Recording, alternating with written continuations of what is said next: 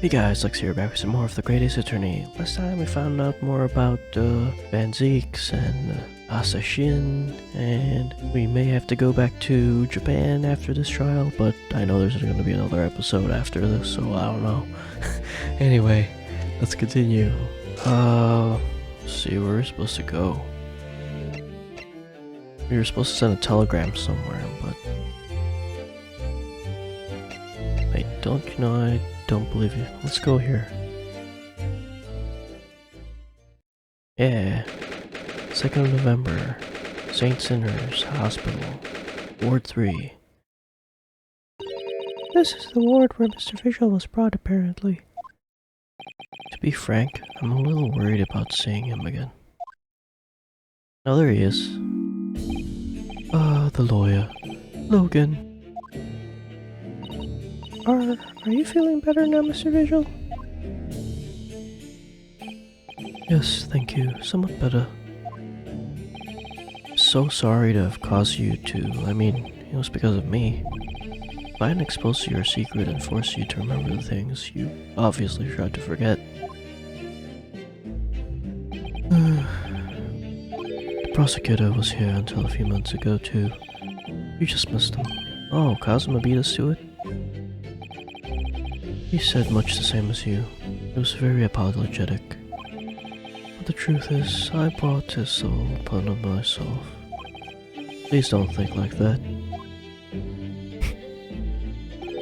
Keeping it from Evie, my wife, all these years, I've carried such a sense of guilt. But that's not the worst of it. Over time, I obviously came to deceive myself as well. You mean about your dismissal? Looking back now, I'm beginning to think that perhaps Inspector Gregson didn't stumble across me by accident after all. He compensated me so generously for acting as his stand-in. He was clearly concerned for my well-being and doing what he could to help. Perhaps Gregson knew exactly what had become of Mr. Visual all along then.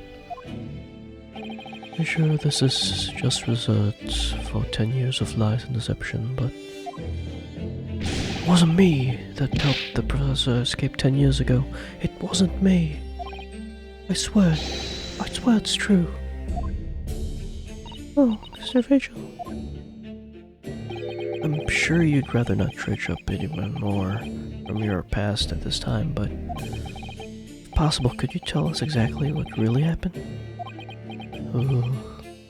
I want to. I need to get all this off my chest. I just want someone to tell me what I should have done. Alright. Inspector Gregson was obviously engaged in a special operation of some sort. He was investigating something that even Scotland Yard couldn't know about. Details of the Reaper's marks, yes. It was when he had to carry out those investigations that I would take his identification and impersonate him. He pretended to be the inspector and carry out the investigation on his behalf. Oh no, never. A common street peddler couldn't possibly carry out a proper police investigation. All I would do was go to the specified location and make a little hoo-ha. Just something to leave an impression, so everyone there would think, "Ah, Detective Gregson was here." So, that's what you were doing on the day prior to the incident? Yes, he asked me to make an appearance at the park on Lime Street for the Red-Headed League event. So as usual, I flashed the inspector's identification around and was very vocal about my presence. But then you were taken prisoner by those red-headed fraudsters. Yes. So you would always make a point of showing Gregson's identification and generally being loud? That's what the inspector asked me to do, yes. Oh, that's one way of becoming a legendary detective, I suppose. Not a good one, though. And as you know, I suffered this bruising around my neck at their hands. But the following day, they kept their word and released me. Without returning the inspector's identification to you, however. We had arranged to meet in the Fresno Street room at 5 that day so I could report back to the inspector. But at the agreed time, that's when I heard the gunshot. It was midnight on June 17th, 10 years ago. That was the time scheduled for the execution. But the professor's execution never actually took place, did it? Or rather, the execution itself must have been used to effect that plan of escape. I hardly dare to imagine what a chilling plan it was. Barclay was renowned for being the highest security prison in the country. Everything that went in or out of the place was searched multiple times. But there was one notable exception. Or rather, one notable loophole. Something that was never questioned. I have a feeling I know what that loophole was now. The coffins into which the bodies of the executed convicts were placed, correct? Yes. Once the coroner had confirmed the death of a condemned victim, the body was taken in its coffin for immediate burial at the Lowgate Cemetery just behind the prison. The chief warder first had to sign the necessary papers.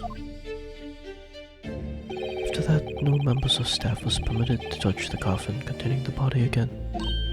Oh. Wait, she's here. When the executions took place, only the executioner and the coroner were permitted inside the chamber. I would wait in the adjacent room for word that the condemned victim was dead. On that occasion, once I had that confirmation, I went into the mortuary to find a lone coffin as usual. The procedure was that I would sign the paperwork having checked the coffin, then nail it shut.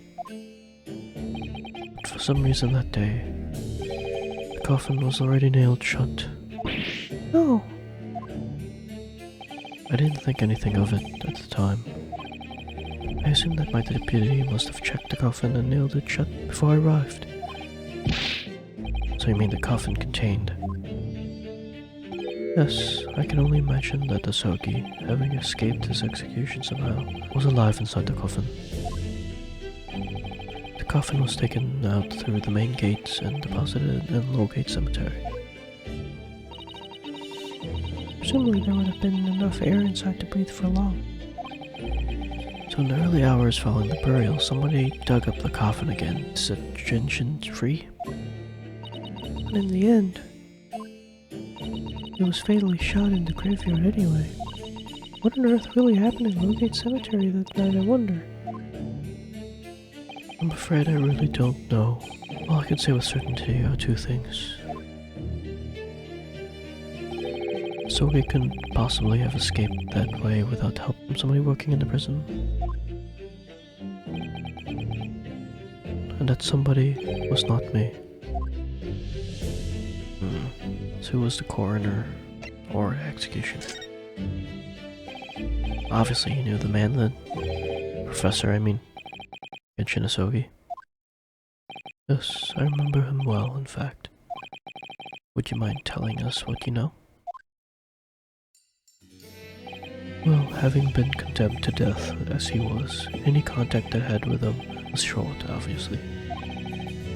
After that trial, which was carried out behind closed doors, attended only by elite members of the judiciary, he called for his execution to be carried out at the earliest possible opportunity.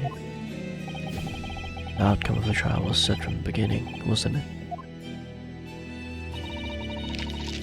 It was a time of delicate diplomacy when Britain and Japan were in the process of signing an important treaty.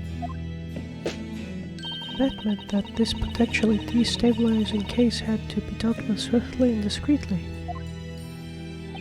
Man had less than a week in total. As I was chief warder, I oversaw his short stay in the cells until his final hour. I remember being struck deeply by his noble character and incredible resilience. What do you mean exactly? He was a killer of many men, but he was always quiet and polite. He was a gentleman and a man of intellect. In fact, I couldn't bring myself to believe what he'd done, so I asked him one day, Those 5 members of the aristocracy whose lives were taken, were you really responsible? I'm guilty of the unforgivable crimes of ending another human's life, yes. The following day, a close trial took place, and the verdict was no surprise. Guilty. That night, when he was brought back to his cell, I saw something unusual. Something unusual? What? The last will and testament of Genshin Asogi.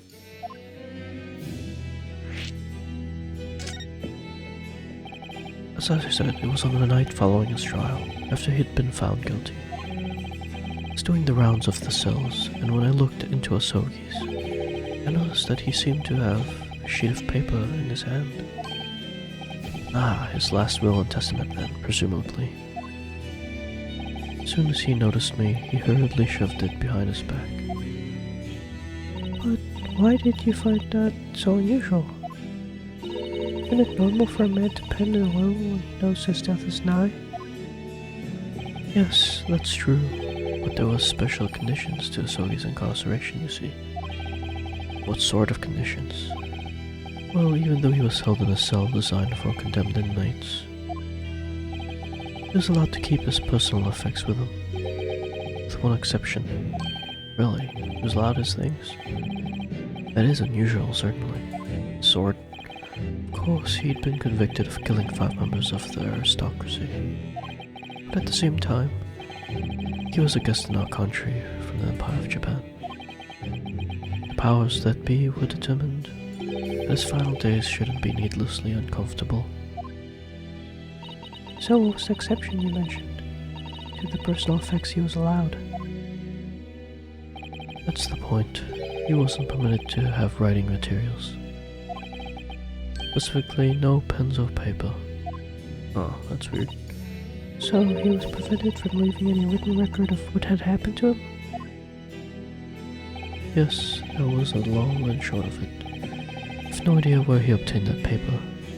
Any writing materials would have been confiscated from him upon his incarceration. As I said, he hid the paper behind his back and then he pleaded with me. What did you just hide behind your back? Please turn a blind eye. This is my lifeline. But you know it's against the rules. You're the only person who's seen. If you just agreed to keep quiet. Alright then, but what's on the paper? A last will and testament. This will is the only weapon I have left now.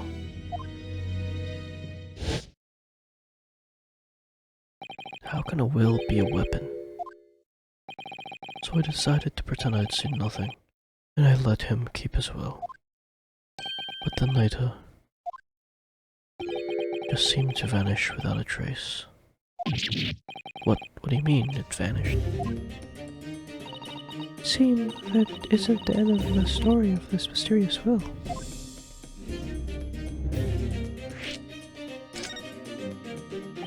I was the only person who saw Osogi's will, but somehow it disappeared.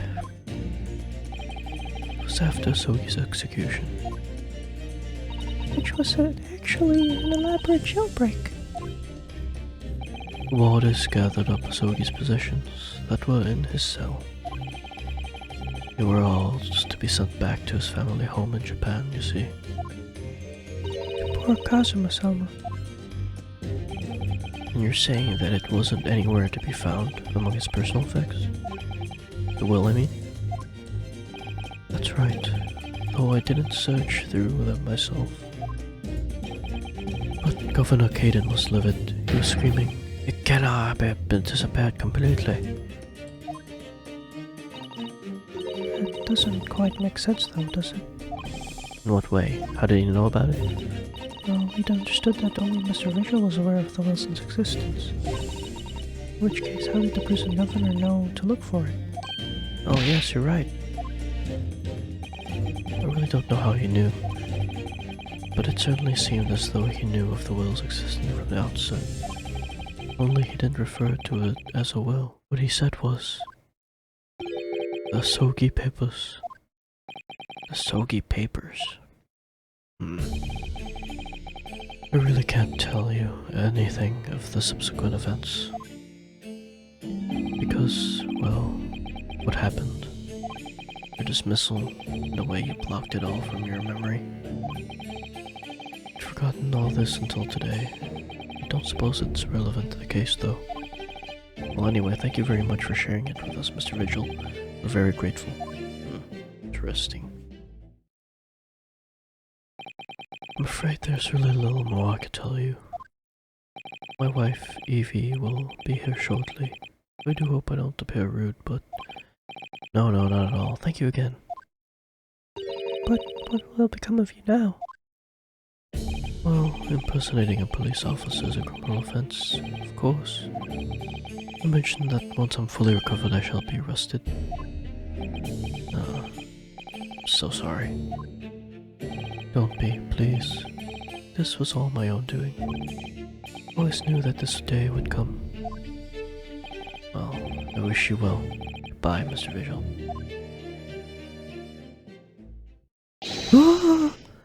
Holy shit. Before you go, there was one thing that scared the shit out of me. Oh, yes? What is it? The Sogi Papers. Huh? I'd be very grateful if you made no mention of the things I told you about them. Presumably for some good reason. It's my understanding that their very existence is a closely guarded secret. If it became known that I'd remembered, well, it'd be rather troublesome, I think. I understand. Some sort of will that Genshin Asogi penned just before his death, which the man himself claimed was his last weapon. Wonder. Perhaps it had something to do with his plan to escape. If there's anyone who might know more about the document that Kazuma's father left behind. It would be Mr. Vigil's governor. Then we know precisely where we must go. Back to Barclay prison.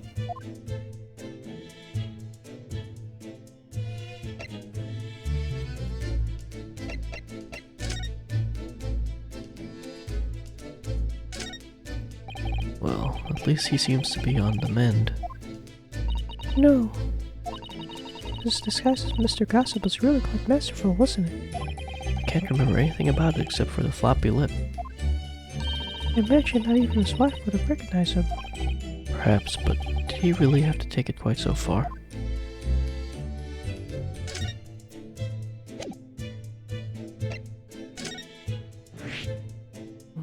Governor.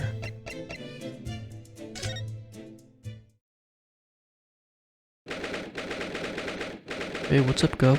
Vigil just told us about the Sogi Papers. 2nd of November, Barclay Prison, Governor's Office. Oh, back again, are you? Yes, hello. Heard all about your investigations. I read the reports just now. You found them, eh, Vigil? Yes, luckily. Well, anyway, the latter doesn't not care no more, so your case is not to do with Barclay. I would ne'er like you to get the wrong idea about that. Of course, yes. Mr. Vigil stopped working here 10 years ago now, so... Yes, we've seen his dismissal notice, haven't we? He was given the job. Aye, Kimmer, you can very well. So how about a wee handcuff biscuit? Oh, they really are little handcuffs. Hard as irons, too. So what's brought you down here today? Well, there's something else we'd like to ask you about, actually. Oh, is that so? I believe there might have been a document that disappeared from Genshin Asogi's cell. I think it's been called the Sogi Papers or something.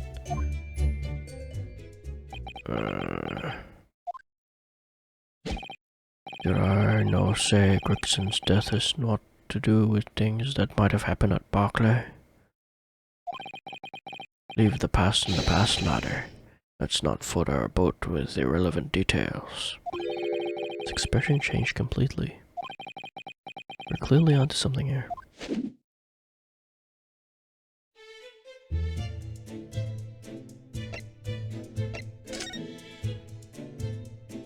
Okay.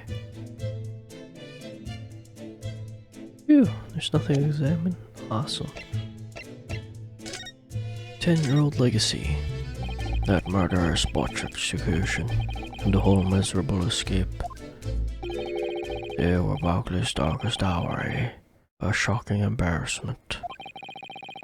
Because the convict had a collaborator on the prison staff, you mean? Aye, for shame. The coroner confirmed the death on the man after his execution, Courtney South. And my chief warder at the time, Vigil, who was in charge of the whole affair. But Mr. Vigil says he didn't know a thing about it. That rascal and they say otherwise, eh? More handcuffs?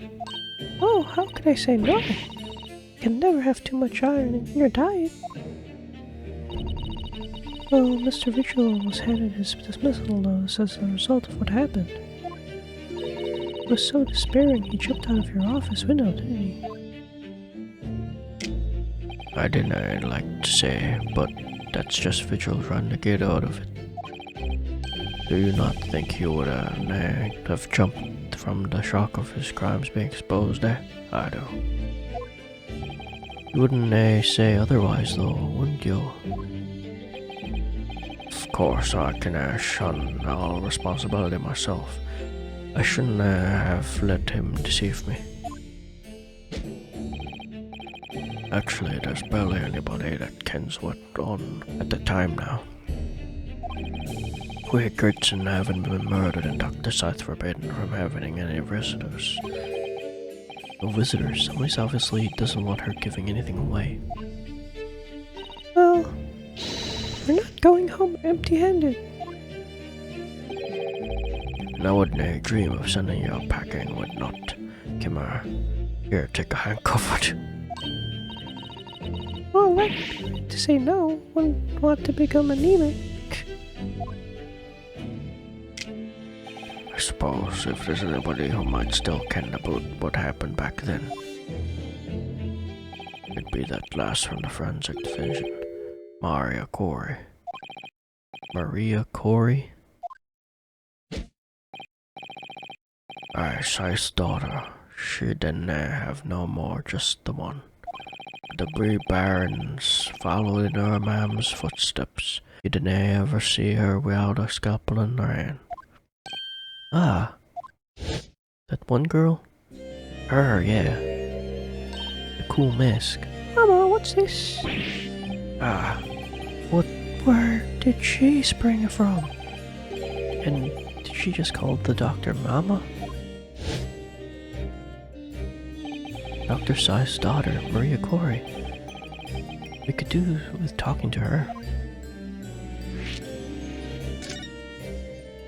So, she's Dr. Sai's daughter? But her surname is Corey. I got some family history, I'm sure, but I did not ken the ins and outs of it. She grew up watching her man marking with bodies of folk who died in strange circumstances, and decided to do the same with her own life. I can understand it myself. Perhaps she was driven by a deep respect for her mother? Perhaps. I knew she was in charge of Gregson's autopsy, I believe. Right, and the coroner's responsible for this incomplete report. Someone told me once that the wee lassie always loved her mam's stories about cutting up bodies. There's even a rumor that she used to listen to the funeral march as a lullaby. Well then perhaps her mother might have told her about the autopsy from 10 years ago. I'd say there's a fighting chance at least. After all, that was a life-changing case for all of us. We need to speak to Miss Corey herself about this, I think. Well, thank you very much. I'm not happy about any part of this. It took years for Londoners to finally forget the whole professor business. Can you now give up on this, laddie? Stop asking pointless questions. Sorry, I don't like dredging up these painful memories for everyone, but I got one more choice left. Can you no just stay away, no? Leave me alone and then I come back here, eh? No. How did you come to know about that, laddie? There's not many folk even here in the prison who would have heard of these papers. Ah, well, Vigil told me. I can't tell him that Mr. Vigil told me. I'm afraid our sources must remain confidential, sir. We've been led to believe that the papers are actually a last will and testament. Is that right? Professors, or rather Genshin Asogi's?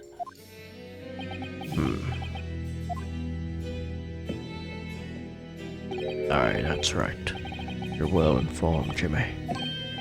Oh, is that the end of the silent treatment? But then after the convict's execution, it mysteriously vanished from the cell, didn't it? Evers, no, you're off the half-cock there. I think you didn't quite get your facts straight. It was there in this cell, exactly where it should have been. Oh, not what we heard elsewhere. Let me just have a wee look around here. Sure, I can find it. Ah, here we are. See. The last will and testament of Genshin Asogi, written with a calligraphy brush. Of course I cannot read a word of the Japanese scribbles. But mine it says he leaves all his worldly possessions to his son back at his homeland. Yes, that's correct. That's the gist of it. So these are the Asogi papers? Aye, of course they are. Papers written by Asogi, no doubt about it. There's no mystery here, laddie. That's your lot. They're all the Strama show that's Leicester of an execution. We sent the man's possessions back to his clan in Japan, and that was the end of it. I think we ought to make a record of this, Mr. Aodo, just in case. Asogi papers. One thing before you go on your way, Mr. Naruhodo. Oh, yes. Those papers are now to do with Grixon's death.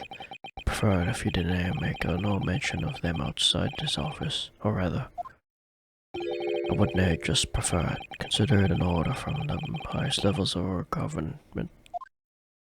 I understand. Hey guys, look at this will from the professor!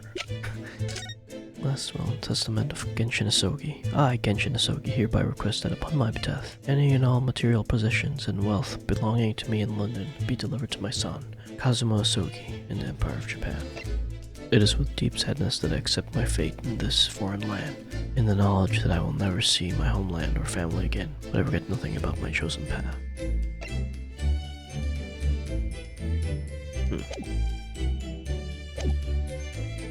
Okay.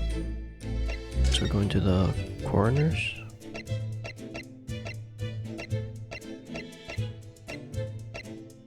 I guess we're not going to the coroner's. Let's go to Chief Justice's then.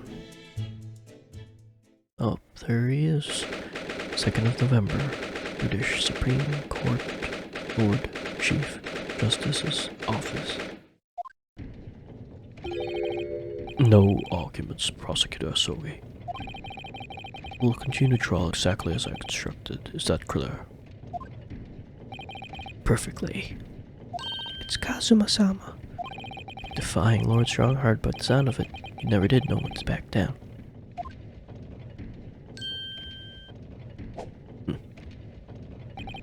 On your way now, Asogi. My lord.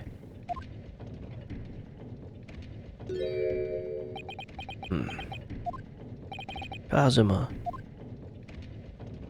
Bye. Left without saying a word. Yes, what are you doing here? Oh, well, just hoping to ask you a few questions if you wouldn't mind. I wanted Van Ziek's trial concluded today, but Prosecutor Asugi's unwelcome inquiries are going to make it take longer than necessary. Unwelcome inquiries? As a result, I'm losing even more precious time. Currently 2 hours, 55 minutes, and 41 seconds. 42, 43. We must resolve everything before 3 hours have passed, Mr. Naruto. In a miraculous not even 5 minutes? Anyway, I can't let the man's obvious bad mood put me off. I need information.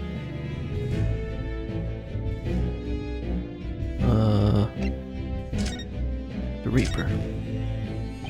Does Prosecutor Asogi believe that Lord Van Zieks is the Reaper? Oh no. It was 10 years ago, in that fateful close trial, that Lord Van Zieks made a name for himself among the judiciary. But the next trial he fought, he lost. He met the ringleader of a criminal organization and was acquitted thanks to all the jurors being under duress. But that's awful. The man's freedom was short-lived. It lasted just 3 days. Yes, let me see. He died in a rock slide at his place of work, I believe. Correct. That was the inauguration of the Reaper of the Bailey. People believe Lord Van Zieks was responsible? He was brought to trial himself, but he was shown to have been an accident. So he must have had a solid alibi then. Nevertheless, the mysterious deaths continued. In total, 16 persons perished in unusual circumstances, ostensibly at the hand of the Reaper. That's a long run of coincidences. Well, the Reaper's true identity may well be revealed by this trial. The impact of that revelation would have on the British public cannot be understated. Is that why it's a close trial? Precisely.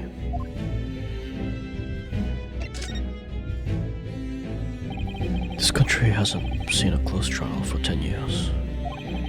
So the last one was the professor's trial of Genshin Asogi? Correct. Actually, we heard that originally.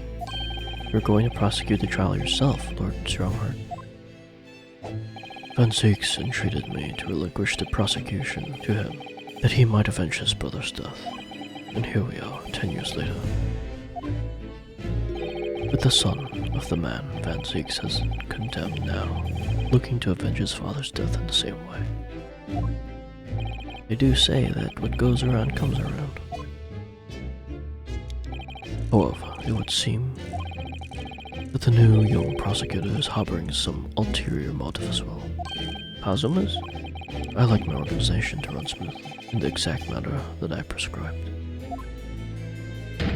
As with the giant clock in here, I won't tolerate a single cog being out of step with the others. Ah, so that's what all these gears are about in here. If the milkman refuses to mesh with the other parts of my great machine, I'll be forced to take steps. What? What do you mean? Not something which you need to concern yourself with. In any case, all your questions will be answered tomorrow. Oh? Oh, I didn't even give him the thing. Oh, okay. Now, I shall have to ask you to excuse me. Oh. As of this moment, I've been delayed from attending my next meeting by precisely 3 hours. Oh my, that's a really long time. And I hold you entirely responsible.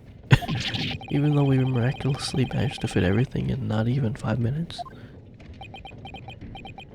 I wonder if you might agree to us, talking with Prosecutor Asogi? Discussions between the defense and the prosecution outside of the courtroom are generally frowned upon. However, I will make an exception in this case. Now go. You can find him in his office. Oh, thank you. Peace. Let's go see him at once, Mr. Naruto. Yes, once. Kazuma's my best friend in the world, but I'm really not at all sure I know how to talk to him at the moment. Okay.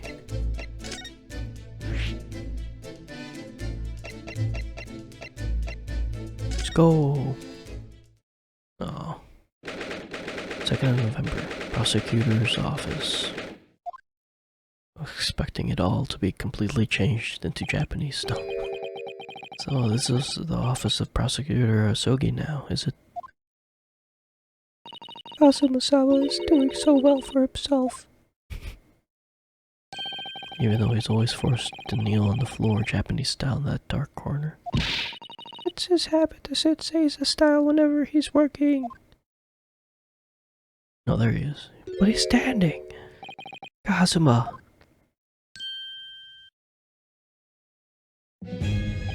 Thought it wouldn't be long before you paid me a visit, Ryunosuke. I was right about what I said, wasn't I? Sorry? That you have all the markings of a great defense lawyer. Well, I always believed you'd fulfill your dream of advocating in the British courts. Never imagined for 1 second that it would be as a prosecutor. Seeing you stand in a foreign courtroom so gallantly realizing your dream, Kazuma-sama, I'm truly happy for you. And I am truly thankful for you, Judicial Assistant Mikadoba.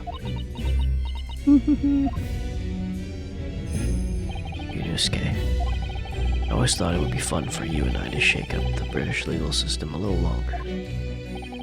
This isn't quite how I envisaged it, but I suppose it's just another twist of fate. Learned a lot of things during my time in London, but how Sasato's father was himself a visiting student here once, along with Judge Chikaru, and about what happened with your father. Then you'll have no difficulty in understanding why I had no choice, why I had to find a way to get to Britain as a visiting student myself. I want to hear it from you, Kazuma. As your wish, Ryunosuke Naruto.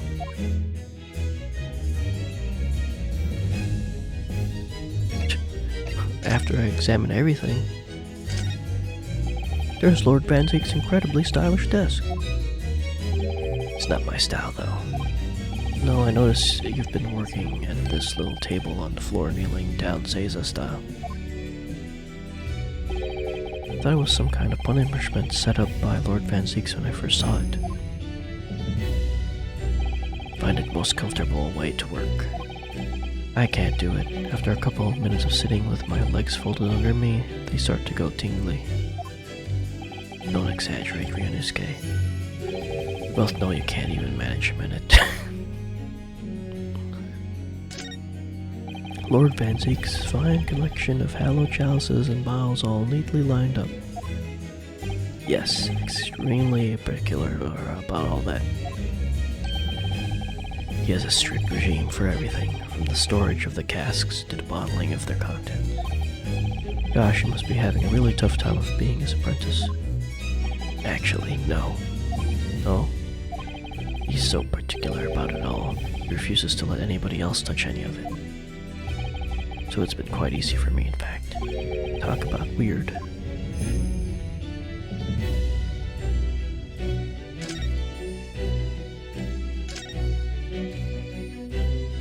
Do you know who the man in the portrait is?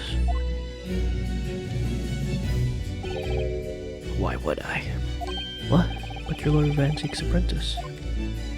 Yes, apprentice, not friend. During the time I was suffering from amnesia, I didn't even notice that picture. Oh, really? I mean, it's not the smallest picture. I won't have the first idea what the man decorates his office with.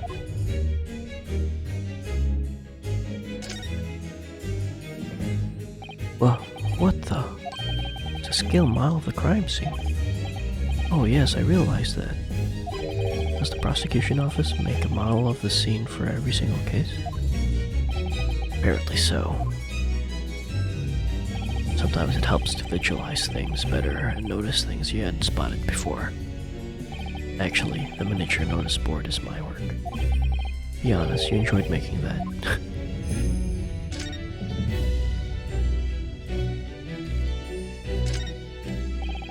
casks floor to ceiling, just like the last time we were here. Hallowed barrels, I suppose? They're arranged according to vintage, flavor, and region. Every week, they're all taken out and put back in order. What? Every week? Lord Van Zieks can't seem to settle on a perfect way of arranging them, you see. Vintage, flavor, and region doesn't neatly coincide. That's the trouble. Gosh, being his apprentice must be a real challenge. Actually, no. Oh? He considers the task too important to trust to anybody else, so he does it entirely on his own. There's a barrel of last year and in court then. Hey, bats. Ah! Shit. Ah! Disturbed the bats, did you? Fitting companions of Lord Van Zieks, wouldn't you say? Actually, I've seen these things flying in Lord Strongheart's office too. Doves, I think. Perhaps you have to like birds to attain a rank in judiciary here. Although bats aren't birds, of course. How about a sparrow for you? What's that supposed to mean? Oh, nothing. Sorry. Just thinking out loud. I don't get it. Okay, that's it. Your disappearance. It's getting on for a year now, since we appeared on the SS Buria. You were heading across the ocean from Japan to Great Britain. Barter op. When a bizarre series of coincidences led to these tragic events. I thought I'd lost my best friend forever. I must have been unconscious for a long time. When I awoke, I was lying in the bed. It was a narrow little room. There was a posy of flowers by the pillow. It took me a little while to realize that I was in the cabin of a ship. I slipped out of the room and headed up onto the deck. Were you already suffering from amnesia at that point? Yes. I didn't know what had happened or where I was. It was just this voice in my head. You have something to do. Something no one else can know about. Go to Great Britain. Your task awaits you there.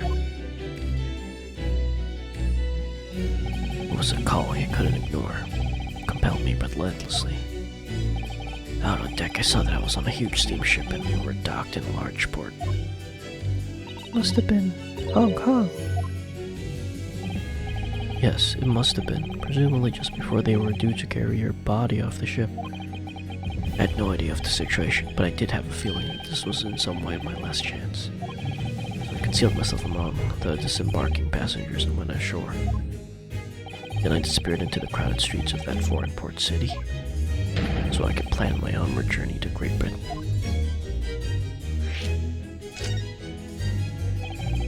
Just under a year ago, with all my past memories lost to me, I was left behind in Hong Kong. Everything was foreign to me. The sights, the sounds, the smells. My head reeled. I was truly at a loss. I realize now that I escaped as a dead man with nothing but clothes on my back. No money, of course. Oh, how terrifying for you.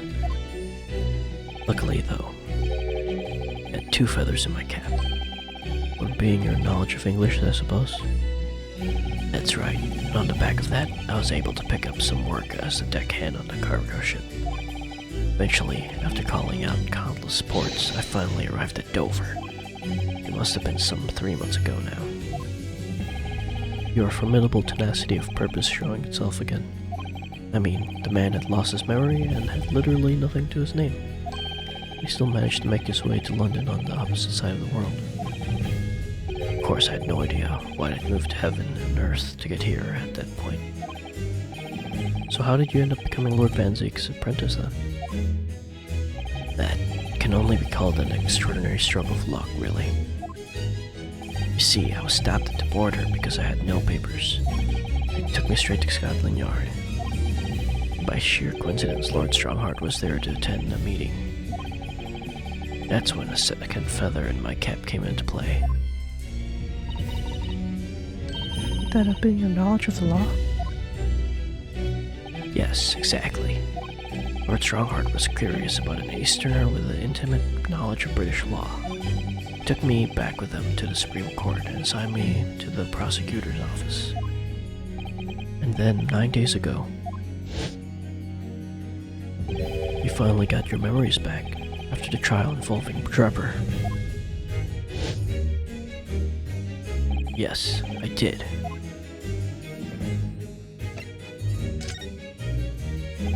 Ever since I first met you at Yume, you talked about your dream. Mark my words, Ryunosuke. I'll be chosen as a visiting student and make my way to Great Britain someday. Did you know the entire time about what happened to your father here? 16 years ago.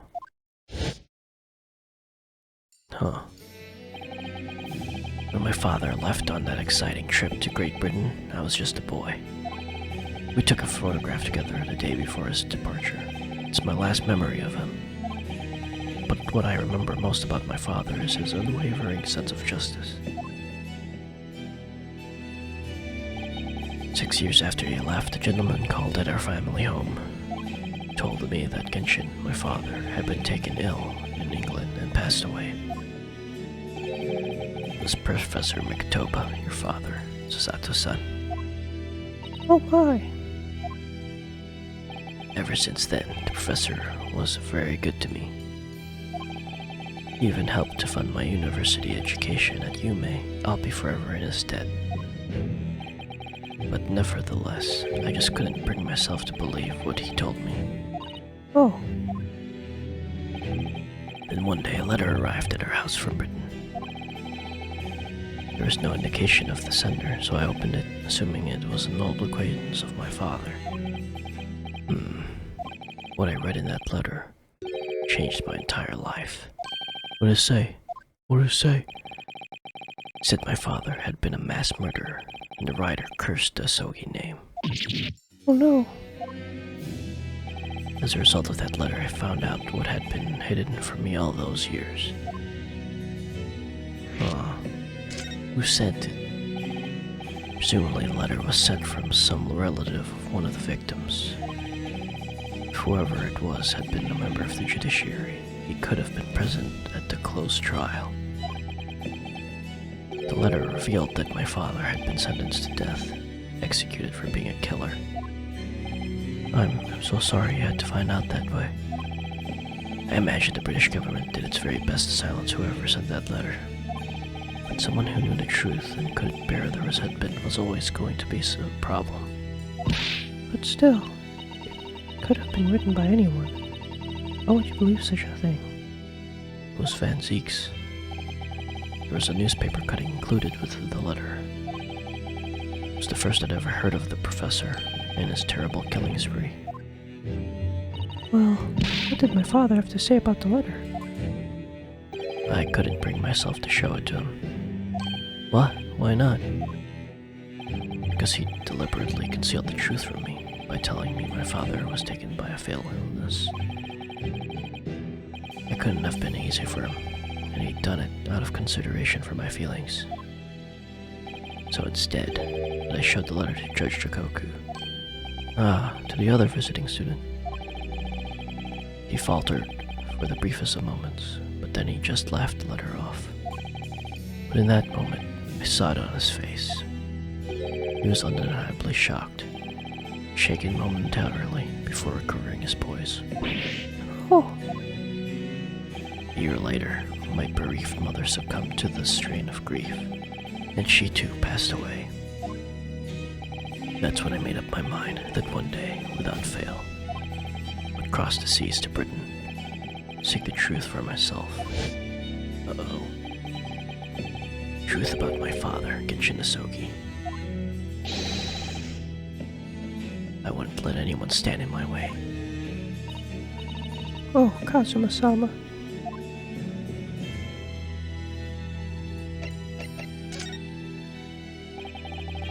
What we learned today in court turned things completely on their head. It was an impressive piece of lawyering, Ryunosuke Naruto. Lord Van Zeeks isn't the Reaper, you know. I almost don't want to believe it myself, but it turns out that Inspector Gregson himself, the victim, was... It's clear that the inspector was behind the creeper's activity all along. What? You mean you knew? Real question is, who's been giving orders to the inspector? Yes. Barak von Zeeks is the real Reaper. What? And I know that 10 years ago it was him who decided my father must be a mass murderer and sent him to his grave. No, he was merely seeing that justice was done as the law dictates. He's not to blame. Ultimately, it's people who condemn people. The law is just a tool that they use to do it. Oh, And when a man condemns another, he must take responsibility for his actions. Of course he must. But I know for certain that my father would never have taken another man's life. Kazuma. On the contrary, my father's life was taken by the Reaper.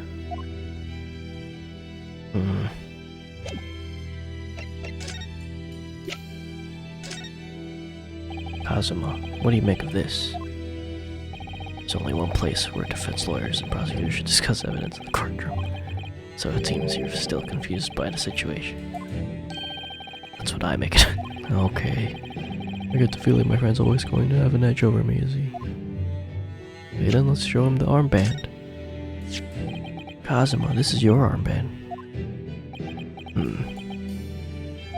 Actually, I think it's yours now. Sorry? You're the defense lawyer. You have a talent for it. I've always known that you would. Now you've chosen to take that path in life. As your friend, I couldn't be happier for you, or more proud. Kazuma. So you keep hold of that. Besides, I'm a prosecutor now. That armband would have no meaning for me.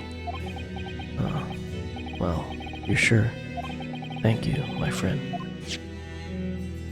Anything else should I give? Here's a picture of us. Okay, never mind. I'm missing something. Oh, the autopsy report. This came up in the trial, didn't it? Something a little dubious, I mean. The fact that no time of death was recorded on Inspector Gregson's autopsy report. Yes, there were some unexpected turns in the courtroom earlier. The suggestion you came up with certainly took everyone by surprise.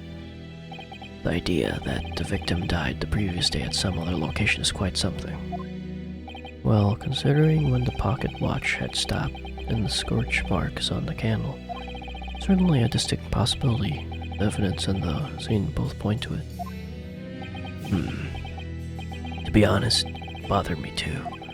So I paid a visit to the autopsy room earlier. The coroner responsible wasn't there, but I got a name. It's Dr. Gory.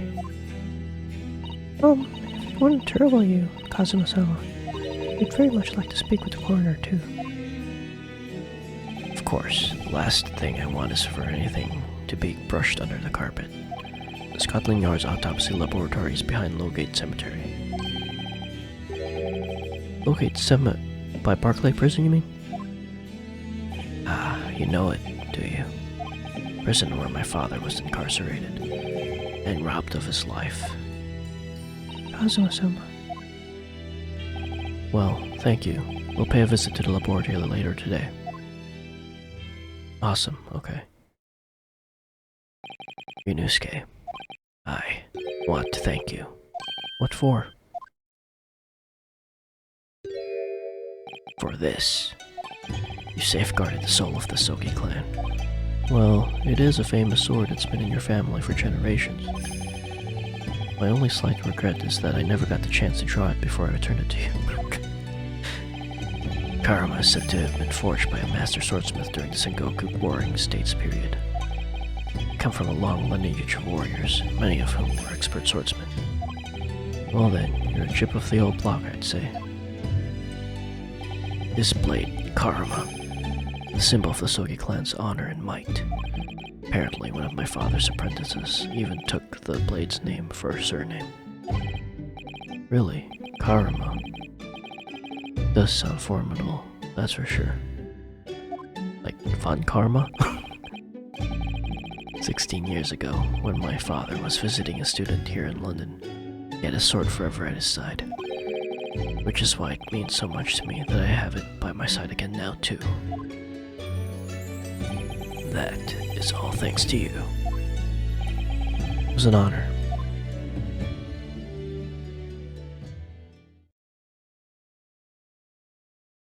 Now, I have the preparations to make for tomorrow. Perhaps I said a little too much. Kazuma, you've changed. No, Ryunosuke, I haven't changed at all. It's you who's changed. Huh. I completely understand your resentment of Lord Van Zieg's given what happened.